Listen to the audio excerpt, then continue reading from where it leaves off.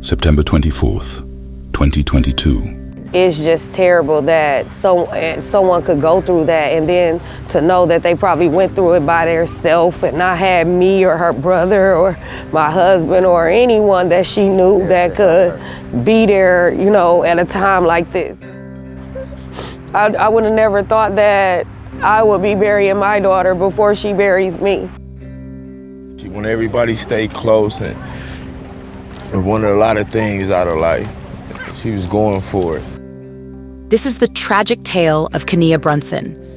It was a gruesome murder, so horrific that it still haunts the city of Milwaukee, Wisconsin to this day.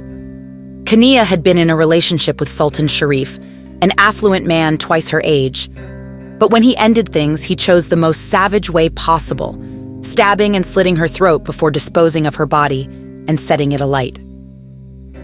The summer festivals, which usually bring joy and laughter to Milwaukee, are now tinged with the memory of Kania's murder. Kania Brunson was a vibrant 20-year-old, described by her mother as her best friend. Kania was driven and determined, with dreams of becoming an orthodontist or vet. However, she soon found herself in beauty school, excelling at making others look good. But little did anyone know Kania had been seeing Sultan Shareef, a 53-year-old married man, for several months. On September 24th, the two met up like always, but this time would be different. That night, Kania's life ended. Police say they found her body near North Palmer. Her father tells me her abandoned car was found about a mile away from here. Here, where police made the discovery. Witnesses reported a shocking scene. They saw Shareef on top of Kania Brunson in his car, while she screamed for help. Her cries were so desperate that someone dialed 911 right away. But when authorities got to the area, they were nowhere to be found.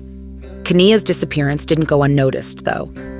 Her mother, Jennifer, claimed Sultan had contacted her with a warning. He wanted his dealings with Kania to end, as she had been bothering his wife. Little did anyone know what would come next. Just 1 week after the warning, police discovered Kania's body in an alley, lifeless, her hands tied, and her head shot execution style before being set ablaze, confirming the worst fears of her family. After the horrific murder of Kania Brunson, investigators got to work trying to solve this heinous crime. Shockingly, it did not take long before they could connect Kania's death to Sultan Shareef, who contacted his brother-in-law Johnny Hopgood after the murder in order to dispose of the body.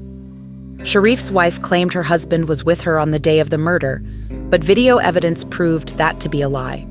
They charged both Shareef and Hopgood with Brunson's death, Shareef facing first-degree homicide and mutilating a corpse, while Hopgood faced charges for mutilating a corpse and aiding a felon. The judge set bond at $500,000 for Shareef and $50,000 for Hopgood.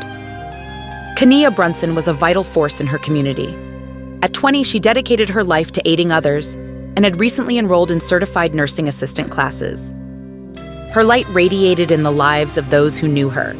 However, soon enough, someone put out the light that shone brightly in her life.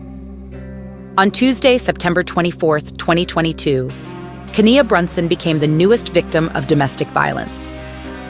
This is not only a story of tragedy, but also of hope, for justice to all victims like Kania, whose voices were silenced before we could hear them. Let us join as we remember this spirited woman and pay our respects to her memory. May it never happen again. Love us? Leave us a positive review or rating. Follow No Tears for Black Girls on social media and No Tears for BG on Twitter. Be blessed, be loved, stay safe.